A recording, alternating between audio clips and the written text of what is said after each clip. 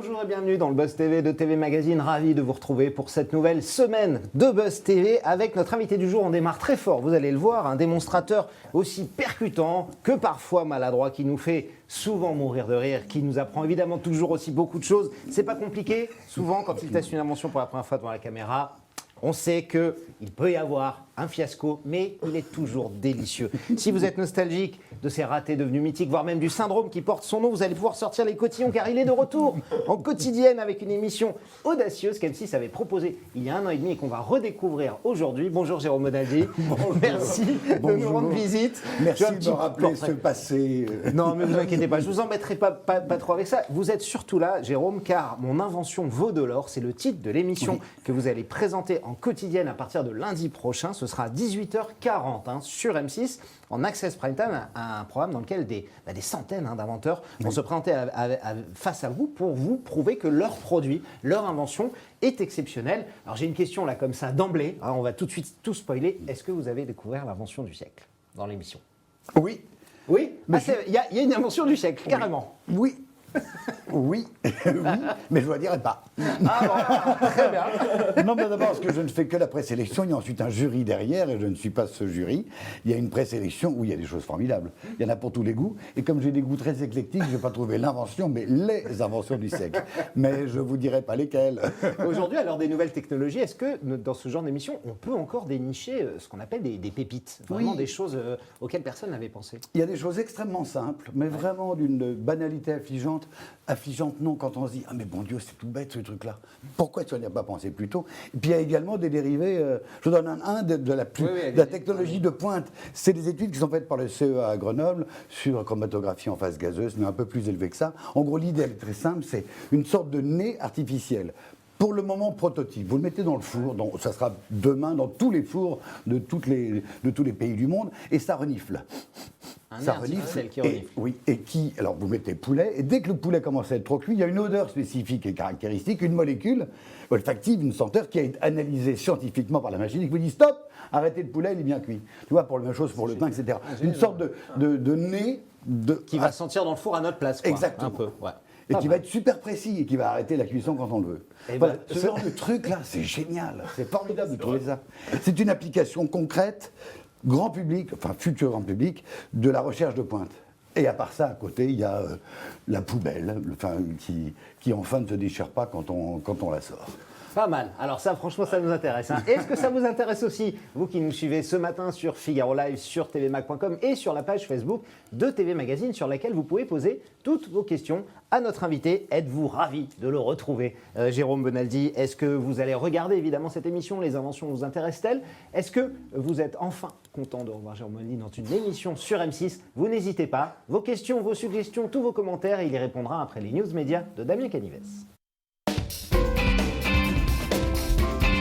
Salut Damien. Salut Nicolas, bonjour Jérôme. Bonjour. Alors on démarre tout de suite ces news par les audiences. Ah oui, j'allais exactement. inverser.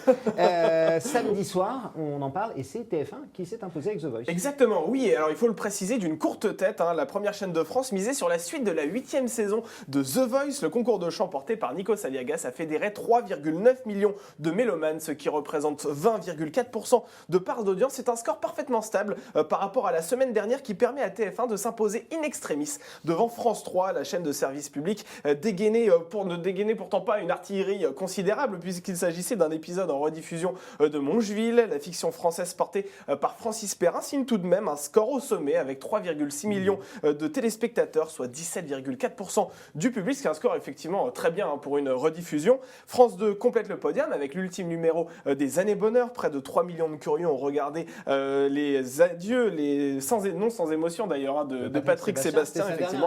C'était sa dernière émission et ses adieux donc à France Télévisions. Et enfin, on termine avec une déception signée C8 qui proposait une soirée spéciale consacrée à l'émission Tout le monde en parle aux 20 ans de cette émission. Seulement 306 000 nostalgiques ont répondu présent. Les Années Bonheur, une émission mythique qui s'arrête. Patrick Sébastien, près de 40 ans de télé qui s'arrête. Vous êtes revenu, vous, sur M6, Jérôme. Sur France Télévisions, à mon avis, vous auriez eu plus de mal, vu la chasse aux hommes blancs de plus de 50 ans que fait la patronne de France Télé. Est-ce que vous trouvez que c'est normal, cette espèce d'épuration qu'on voit depuis 4 ans sur France Télé. Tous les ans, il y a 2-3 animateurs qui partent, Julien Lepers, Patrick Sébastien, Georges Pernou, William Lémergie, La question que je pose, c'est il faut faire jeune, mais pourquoi Pourquoi est-ce qu'il faut faire du jeunisme? Quand tu es une télévision avec de la publicité, tu as intérêt effectivement à renouveler l'auditorat, le lectorat. Ce qui n'est pas le cas de France Télé. Ce qui n'est pas le cas de France Télé, il n'y a pas de pub. Donc à quoi ça sert de faire jeune? Première question, je n'ai pas la réponse. Deuxième question, tu le remplaces par quoi? Voilà. C'est un programme familial, fédérateur, comme The Voice, que tout le monde regarde en famille, quel que soit le sexe, l'opinion, l'âge, la culture. C'était vraiment un truc fédérateur. Ça aidait un particulier. Le cirque, tout le domaine du cirque était vachement plus grand cabaret, bien sûr, ça mettait beaucoup d'artistes. Voilà, donc c'est dommage. Pourquoi? J'ai donné la réponse, oui d'accord, je veux bien qu'on le tue, qu'on le jette, mais pourquoi? Pourquoi faire? Et pourquoi, alors, par qui le remplacer? La question est posée. Si vous avez les réponses, n'hésitez pas à nous les envoyer. On est preneurs. On continue, Damien, avec l'arrêt d'une autre émission qui a marqué le service public pendant de nombreuses années sur France 2. Exactement. La semaine dernière, nous vous annoncions sur ce plateau le départ de Thierry Beccaro, auquel personne ne s'attendait vraiment. Après 28 ans de bons et loyaux services à la tête de Motus, l'animateur a décidé de raccrocher les gants pour, je cite, ne pas devenir le vieux présentateur de ce jeu programmé chaque jour à 10h50 sur France 2.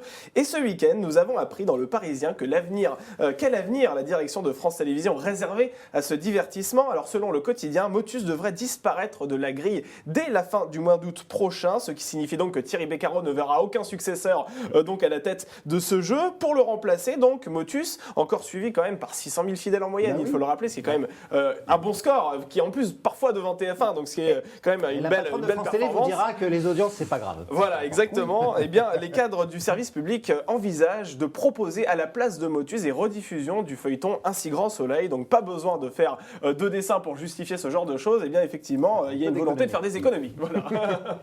Thierry est un mec formidable, très gentil. Oui. Non mais tu sais, on connaît nous les gens en dehors du boulot. Et en dehors du boulot, c'est un mec très agréable et c'est un excellent acteur. J'ai eu la chance de jouer avec lui les scènes quand on était à France Télévisions. On faisait 3 jeunes filles nues et puis le fil à la patte. Les pièces de théâtre, en général, tous les ans, avec Olivier Mine. C'est un type bien. Mais c'est rare de pouvoir à la télé dire c'est un type bien. Pardon. Absolument. Et qui part en tout cas très, très dignement. Évidemment, il y a beaucoup d'émissions qui s'arrêtent. Vous avez été dans une émission mythique, Nulle part ailleurs, qui s'est arrêtée aussi, qui est devenue un grand journal, qui s'est arrêté lui-même. Oui. Beaucoup se sont arrêtés. Quel regard vous portez sur les émissions qu'il y a aujourd'hui? Vous avez fait partie d'un talk show, d'une bande incroyable. Cette époque Nulle part ailleurs. Aujourd'hui, on parle souvent de TPMP ou de Quotidien. Vous les regardez, ces talk shows? Comment vous les trouvez, Quotidien, que je trouve sincèrement le digne successeur d'un NPA, enfin Nulle part ailleurs qu'on pouvait avoir. Mais puisqu'on est au Figaro, on peut parler latin. Au tempora, au mores. Oui. Autre temps, autre mars. C'est-à-dire que c'est vrai que Nulle part ailleurs, tout le monde me dit, moi, c'était bien, c'était bien. Les gens ne regrettent pas Nulle part ailleurs, ils regrettent la jeunesse, déjà. Hein, moi, c'était bien à l'époque. Ah oui, qu'est-ce que j'étais bien, qu'est-ce que c'était bien. Mais si on faisait la même chose aujourd'hui, je pense qu'on serait totalement dépassé. Autre temps, autre mœurs, on a besoin d'autre chose. Il faut renouveler. Il était évident qu'il fallait que ça s'arrête un jour, parce que ça tournait en rond, et puis on n'est pas propriétaire de l'antenne, c'était bon qu'il y ait un renouvellement. Et je trouve que je rends hommage à Quotidien. Je trouve ça plutôt bien foutu, malin, intelligent, rigolo, sympa, bien monté en plus. C'est de la bonne télé qui pulse bien. Vive l'opérateur derrière, l'équipe technique, elle n'est pas mauvaise. De TMC et le producteur Bangoumi. Yann Barthès sera ravi en tout cas. Cyril Hanouna peut-être moins. On termine avec une autre information, Damien, ça concerne France Télévisions et plus généralement le service public. Exactement, c'est une petite révolution dans le paysage audiovisuel français puisque France Télévisions et Radio France ont annoncé conjointement que les matinales des antennes régionales de France Bleu seraient désormais diffusées simultanément en direct sur France 3. C'est quand même quelque chose d'assez exceptionnel. Alors même si la nouvelle est assez surprenante, c'est vrai, ce dispositif n'est pas nouveau puisqu'il est expérimenté depuis janvier 2019. Dans le sud de la France, les matinales de France Bleu Azur et France Bleu Occitanie sont diffusées depuis quelques mois sur France 3 Côte d'Azur et France 3 Midi-Pyrénées. L'idée, c'est donc évidemment d'unir les forces de ces entités pour proposer un contenu beaucoup plus riche. France Bleu garde la responsabilité éditoriale de ses émissions. France 3 financera néanmoins les coûts supplémentaires. Et cette synergie ne va pas s'effectuer du jour au lendemain, forcément, parce qu'il faut des moyens techniques à déployer. Elle se fera progressivement jusqu'en 2022. Je trouve ça très très malin. Il y a déjà l'alliance au niveau national entre France Info, la radio, et France Info, la télé. Et pourquoi pas faire la même chose entre les France 3 régionaux et les radios bleues, les France Bleu. Pour faire ça le matin sur régional. Niveau national, niveau régional, je trouve ça pas bête du tout. La radio, c'est quelque chose qui vous plaît aussi. Vous en avez fait un peu récemment sur Europe 1 avec Cyril Hanouna. Mais j'ai commencé parce que je suis très très vieux. Moi, j'ai commencé par France Inter. J'ai fait 9 ans France Inter.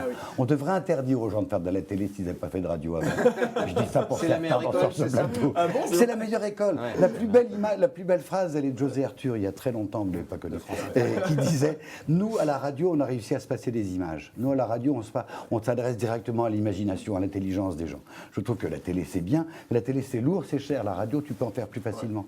Si je vous raconte qu'on est à Varsovie, et puis il pleut, puis le pavé est mouillé, et puis il y a le procès d'un syndicaliste qui est un vieux... J'ai 1000, 2000, 3 millions d'auditeurs, il y a 3 millions de personnes qui ont vu la chose. En télévision, c'est très compliqué de montrer ça. Voilà, la radio, c'est formidable, mais ça n'empêche pas que la télé, c'est vachement bien. Et c'est vachement bien la télé, et on va en parler évidemment quelques instants. Damien, c'est fini pour Ah oui, c'est aujourd'hui. fini, Nicolas. Que 3 news médias. Eh Faut ben, pas être trop gourmand. La suite dès demain, évidemment. Tout de suite, place à la grande interview du Buzz TV et toutes vos questions avec Jérôme Bodadi.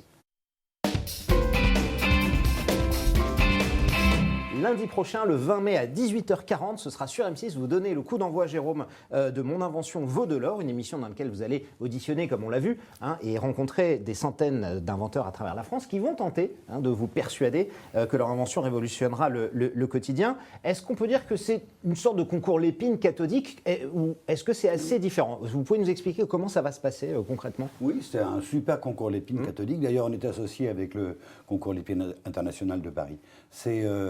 L'idée, elle est, on a cherché une centaine d'inventions dans tous les genres, dans tous les domaines et dans toutes les catégories, avec quand même un critère, il faut que ça change la vie des gens, il faut que ça soit entre guillemets révolutionnaire, il faut qu'on se dise génial, il faut qu'on fasse l'effet waouh, d'accord, et que ça soit surtout grand public. C'est-à-dire qu'un truc formidable, génial pour les golfeurs ou pour le water polo, c'est formidable, c'est génial, c'est là, oui, mais ça ne concerne que les joueurs de water polo ou les golfeurs. Donc, pour le moment, que ce soit grand public. Nous, on fait cette sélection avec une fille géniale qu'ils ont trouvée, qui s'appelle Erika Delattre, qui n'a jamais fait de télé, vous l'avez jamais entendu parler. Elle est chef de projet. Et elle travaille comme ça sur mettre au point des produits pour des entreprises. Et on va les voir, et puis on leur dit, bonjour, ça marche comment, ça coûte cher. Alors moi, je suis un peu plus technique, tu vois, un peu plus scientifique. C'est quoi le plastique? Et pourquoi? Et ça consomme quoi? Et c'est quoi la résistivité, la pédance, la résistance, enfin des trucs comme ça. Elle regarde, mais est-ce que ça... Voilà, et puis, voilà. Et puis derrière, on présélectionne. Ça nous plaît bien, on se regarde, ouais, on la prend. On prend votre carte de visite et après ça passera au grand jury. Il y a une sorte de demi-finale et finale ensuite. Mais alors, qui sont les espèces de géotrouve-tout que vous allez voir? Est-ce que c'est vraiment des ingénieurs, des passionnés, des amateurs du dimanche, des MacGyver en herbe? C'est quoi? Il y a tous les genres? Vous connaissez le concours Lépine, il y a beaucoup d'amateurs en herbe, il y a beaucoup d'inventeurs. C'est des gens qui sont un peu des poètes, c'est-à-dire qu'ils veulent changer la face du monde.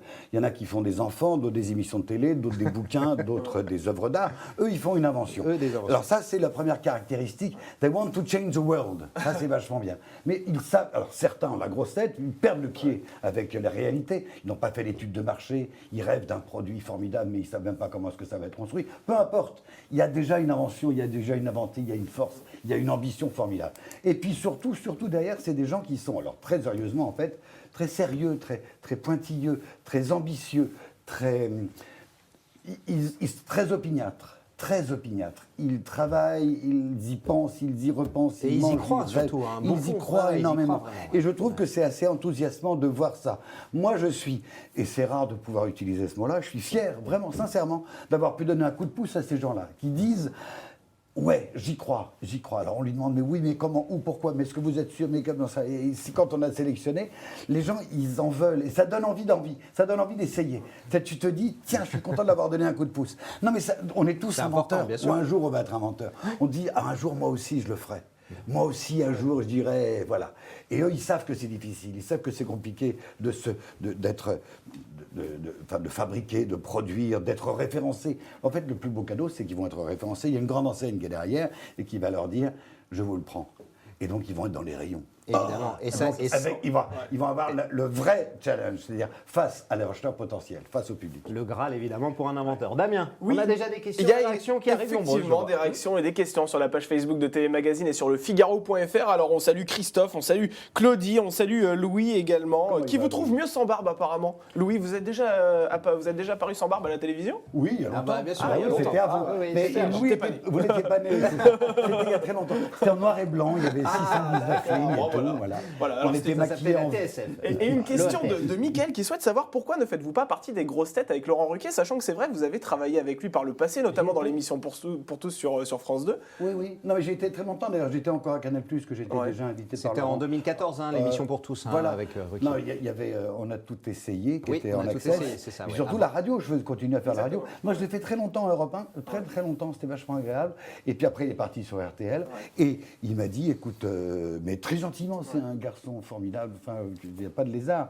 Voilà, l'équipe est réduite, on va être plus rigolo, je récupère quelques-uns des gens de RTL, il n'y a pas de place pour tout le monde, il faut moins tourner que ce qu'on faisait avant, donc tu ne fais plus partie du truc. Et c'est vrai que comme il est plus punchy, plus drôle, plus marqué, moi, j'avais pas ma place dedans. On s'est quittés très bons amis, on continue à se revoir. Oui, mais sincèrement, quand je l'écoute, je me dis, il a bien fait, quoi. J'ai plus ma place dedans. Ça va tellement vite, les mecs, ils pulsent. C'est les snipers. Voilà, ça va vite. Et ça marche évidemment très très bien, les grosses têtes, comme toujours. Ouais. On revient évidemment à l'émission. On parle des présélections. Vous en avez parlé, Jérôme. L'objectif, c'est de sélectionner évidemment les meilleurs inventeurs, etc., qui vont s'affronter ensuite dans une grande finale, vous l'avez dit, pour que leur invention soit commercialisée. Les critères, que vous avez pris objectivement en compte pour sélectionner ces inventions, c'est quoi? Pour vous, il faut que ce soit utile, beau, chouette ou inutile, ça peut passer aussi. Alors, si c'est chacun bien. amène sa petite pierre à l'édifice. Moi, c'est vraiment uniquement technique. Est-ce que c'est solide? Est-ce que c'est recyclable? Est-ce que c'est fabricable facilement en grande série? Quel plastique? Quelle consommation? Quelle capacité pour quand il y avait des batteries? Tu vois, il y avait un type qui avait une batterie, elle faisait 1500 mAh. Tu lui dis non. Alors bon, après tu traduis ça en grand public, mais 1500 mAh pour ce qu'il avait à faire, c'était pas bien, tu vois. Là, tu demandes, est-ce que la prise, elle est universelle? Quel plastique tu as choisi? Alors, c'est vrai que ça faisait quelquefois un peu bizarre quand tu demandes, est-ce que c'est de l'acrylonitrile styrène ou est-ce que c'est un polyméthacrylate? Mais je pense... Il savait même pas lui-même, l'inventeur, c'est ça. Alors, s'il ne le sait pas, c'est pas bien. Non, s'il dit, écoutez, j'ai un directeur technique, ça peut se faire, voilà. d'accord, ouais. Mais s'il ne sait pas du tout, genre, rien, voilà. Ouais. Mais pourquoi vous avez mis ça? Voilà. L'autre chose aussi, alors, qui m'a beaucoup énervé, c'est des produits que vous ne verrez pas. Bonjour, c'est un truc formidable, je peux voir comment c'est? Ah non, c'est secret. Ah, c'est Ah bon. ouais. Non, mais excusez-moi, mais si demain ça va être grand public, le mec il l'achète, il démonte, il dit regarde-moi ça, donc regardons tout de suite. Non, je peux pas. Bon, tu lui dis au revoir, quoi. C'est le problème. Ah, vous en des avez gens. eu comme ça qui vraiment ne veulent pas Oui, avoir rien et vous vous ne les dévoiler. verrez pas à l'antenne d'ailleurs. Non, j'imagine, s'il n'y a rien à voir après tout. Non, il y en avait un qui était formidable, qui était une machine. Il était censé nettoyer les verres pour boire, y compris ceux où il y avait plein de rouge à lèvres, et les sécher en moins de 7 secondes. Ça marchait pas. Ah bah non. dommage. Au revoir. Au revoir. Parce que vous l'avez testé, c'est pour ça que ça fonctionne pas. Non, pas du tout, c'est pas vrai. Non, mais... On parle évidemment de ces inventions. Pour les tester et les juger, vous êtes entouré de personnalités. Alors on retrouvera des gens qu'on connaît bien, notamment sur M6, Norbert Tarrer, le cuisinier, Sophie Ferjani, la décoratrice, Emmanuel Rivassou, Jérôme Anthony même, Jérôme Anthony, qui est venu aussi vous donner un coup de main. À quoi ils vont servir Ils ont été très utiles. Prenons le cuistot. Ouais, Norbert. On voit avec Erika un truc, moi je ne suis pas cuisinier professionnel. Lui d'abord, il a beaucoup d'empathie pour toutes les questions qu'il faut, vraiment. Et c'est... Bon, je vous le dévoile quand même, mais Oui, allez-y, un petit... c'est une sorte de tuyau de poêle. Ouais. Tuyau de poêle fermé au dessous, ce truc. Oui, ça sert à faire des gâteaux ronds, tu sais, tout. Ouais, d'accord. Et lui, il est arrivé, il nous a convaincus parce qu'il a une force de conviction, parce que c'est un professionnel. Il dit ça, c'est un objet utile qui va servir vraiment à tout le monde. Quand tu as envie de faire des toasts un peu ronds, ce truc-là est formidable. Oui, attends, il nous expliquait comment ça marchait. Chaque fois, ils ont un vrai plus. Chaque fois, comment elle s'appelle, l'ex-Miss France, une fille formidable. J'étais tombé. Oh, il y en a beaucoup Non, d'ex-Miss mais France. qui était là, je suis tombé amoureux d'elle. Qui était avec vous? Oui. Camille Serre, je sais pas, Marine Orphelin. Valérie Bègue. Voilà. Valérie Bègue. Valérie Bègue. Vous êtes tombé amoureux, vous aussi, non? Ah oui. Ouais, De nous, toutes les Miss. on tombe amoureux de toutes les Miss France. Alors Damien, on a demandé à peu près une douzaine en mariage, évidemment, ils ont toutes Ça refusé. me paraît la moindre des choses, hein, c'est le minimum syndical. On est Non, d'accord. sérieusement, elle s'y connaît vachement. En tant qu'ex-Miss France, elle en a fait des cosmétiques, elle en a essayé des produits de beauté, etc. Elle, quand elle arrive, elle s'y connaît vraiment et elle donne un point de vue qui, je pense, est le point de vue de Madame Tout-le-Monde, aguerrie, spécialisée, professionnelle. Non, c'est vraiment bien. On faisait des trios assez efficaces tous les trois. Je crois que dans plein de catégories, c'est-à-dire vie quotidienne, cuisine, des objets de tous les jours, des objets pour le sport, pour le loisir, je crois qu'on a sélectionné des choses où les gens, quand ils regardaient la télé, ils disent « Tiens, c'est pas bête. Tiens, c'est pas con. Tiens, pourquoi est-ce qu'on l'a pas inventé plus tôt ?» Et quand on dit ça, et quand on dit « Mais c'est tout bête ce truc, pourquoi ça ?» Ça, c'est la preuve que c'est une bonne invention. Et je pense que tous les gens vont avoir envie, j'espère en tout cas, d'inventer demain, de se dire, demain, si c'est peut-être que je vais l'acheter. L'acheter pour l'offrir ou l'acheter pour moi. Il y a trop souvent des trucs, tu vois. Et l'envie de, c'est malin, ça va te faire sourire. C'est rare les émissions, ça te fait sourire. Tu sais pourquoi on sourit ? Je vais vous expliquer pourquoi. Parce que vous fabriquez. Professeur Et c'est pour ça où moi j'adore mon boulot. Et j'ai adoré faire cette émission. Vraiment. Et Erika, c'est la même chose. Là, tu as une idée, là, tu as une autre idée. C'est un neurone et c'est un neurone. Et quand les idées se mettent ensemble, ça s'appelle une invention. C'est les synapses qui boulonnent. C'est le lien entre ce neurone-là et ce neurone-là. Et quand le synapse y travaille, ça te fabrique une drogue parfaitement légale. Oui, on est d'accord. Directement du producteur au consommateur, qui est une sorte d'endomorphine, voilà, qui te donne du plaisir. Comprendre. Ça te donne du plaisir. Et raconter après, ça te donne aussi du plaisir. Quand tu vois le truc, ouais. Et quand tu fais, tu fais, ouais. Tu fais, ouais. Et quand tu vois le truc, c'est vrai que je suis toujours embêté pour sortir ma poubelle et que c'est. Et là, le truc, et là, tu souris. Et là, tu te dis, et c'est ce qu'on disait à la fin de chaque tournage. Elle est pas belle la vie. Elle est pas belle la vie. Et on peut encore inventer. Quand tu disais tout à l'heure, on peut encore. Ben oui, il y a encore plein de choses à inventer. Tout ce qui vous embête, les petits trucs, réfléchissez. Ça m'embête. Mon lacet, il se casse. En tout cas, le sac poubelle, ça m'intéresse, moi. On en reparle après. Damien, on prend d'autres questions. Alors, une question de Géraldine sur Twitter qui souhaite savoir comment expliquez-vous le fait que dès lors que vous testez une invention, ça ne fonctionne pas. Ça, c'était effectivement en référence avec vos émissions passées. Est-ce que ça s'est produit d'ailleurs dans l'émission que vous avez tournée, Mon Invention vaut de l'or ? Est-ce que vous avez testé des choses qui ne fonctionnaient pas face caméra ? J'ai cassé un truc, ouais. Ah mince. Alors en fait, pour ceux qui ne connaissent pas, on rappelle que ça fait référence à d'anciennes émissions que vous faisiez donc à Nulle part ailleurs, vous présentiez des objets. On a appelé ça souvent l'effet Bonaldi ou le syndrome Bonaldi, qui est un cas particulier de la loi de Murphy, et qui dit, je le dis ici, toute démonstration d'un produit quelconque qui fonctionnait parfaitement en répétition échouera lamentablement lors de la démonstration publique. Ce qui vous arrivait régulièrement, quel que soit le nombre de répétitions. Oui, c'est ça qui est fou. Écoutez, c'est dans le livre qui sortira bientôt à la Pléiade que je vais faire. Sur le syndrome Bonaldi. Sur 3000 pages, en fait, ça pose la question de l'existence de Dieu. En gros, est-ce que je suis damné Non, si je suis damné, c'est qu'il y a le diable. S'il y a le diable, il y a Dieu. En gros, vous voyez, c'est une question métaphysique. Bon, ça merde, ça foire, ça casse, ça m'énerve. Et ça m'énerve. Je vous jure sur la tête de ma mère que j'ai jamais fait exprès que ça foire. Parce qu'à l'époque, et toujours, mais là, on est libre. Enfin, je présentais à Nulle part ailleurs, sur Canal+, des objets que j'avais envie, que j'étais... Oui, c'est bien parce que c'est nouveau, parce que le type qui est derrière, etc., etc. J'ai envie de se dire, je ne suis pas là pour le dégommer, je ne suis pas là pour le démonter. Je dis, regardez, c'est génial, ça vient de sortir, c'est formidable.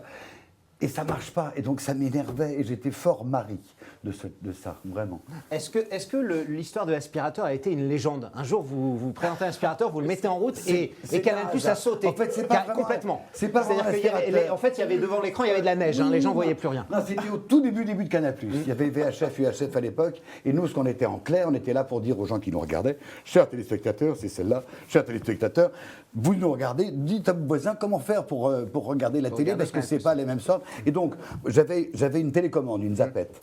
Il n'y avait pas de pile dedans, on avait répété. Donc, c'est très simple, vous appuyez sur 1, 2, puis après, vous appuyez sur M. D'accord ? Donc, il y avait prévu la caméra sur le gros plan.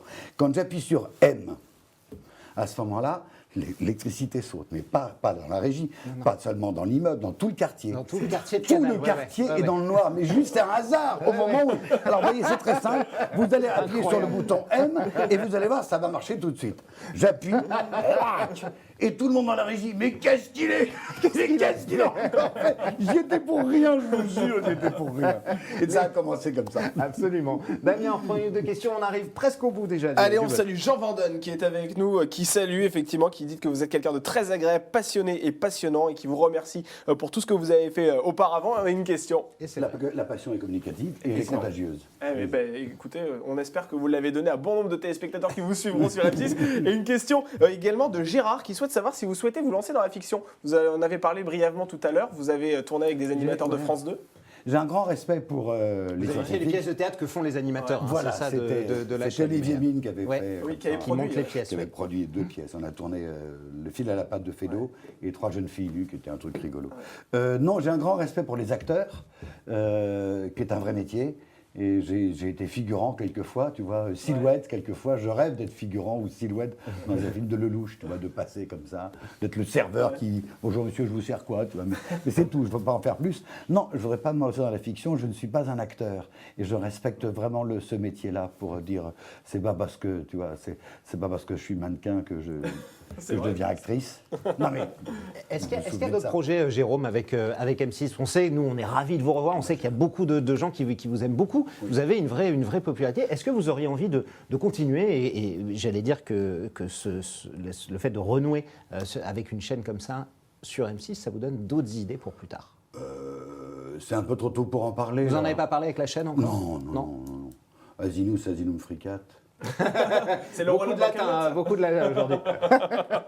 On dirait le roi Lot dans Camelot. C'est beaucoup de latin. Et ça veut dire quoi celle-là, Jérôme? Je vous laisse regarder, on n'est pas joué. D'accord. Dans les pages roses du dictionnaire Larousse, effectivement, on jettera un œil. Voilà. Merci beaucoup en tout cas d'être venu. Je rappelle qu'on vous retrouve dès la semaine prochaine, un lundi. Vous ne manquez pas ça, vous qui êtes fan de Jérôme Monaldi, des inventions et parfois même des fiascos. Et il y aura beaucoup de choses drôles aussi dans cette émission. Attends, on se marre aussi. Effectivement, c'est le but. Ça s'appelle Mon Invention vaut de l'or, dès lundi prochain, 18h40. Ce sera sur M6. Merci encore Jérôme d'être venu. Damien, nous on sera là demain à la même heure. Avec une animatrice qui invite les téléspectateurs à accoucher sur son canapé. Ça commence aujourd'hui. Des confessions. Ah oui, des confessions. Évidemment, en direct, ce sera compliqué. Il y a le CSA, vous savez. Et demain, elle nous invite à table pour dépenser moins, pour manger sain. Il s'agit de Faustine Bollard qui viendra nous voir et nous présenter ce fameux prime autour de la nourriture et de la gastronomie. Un grand prime sur France 2 sera dès demain, évidemment, avec Faustine Bollard. Merci Jérôme, merci Damien. C'est bien Buzz TV. Oui, c'est sympa. Merci, c'est gentil. Voilà. C'est fini. Merci d'être venu et on espère que vous reviendrez souvent parce que nous, on vous adore ici. Excellente journée à toutes et à tous.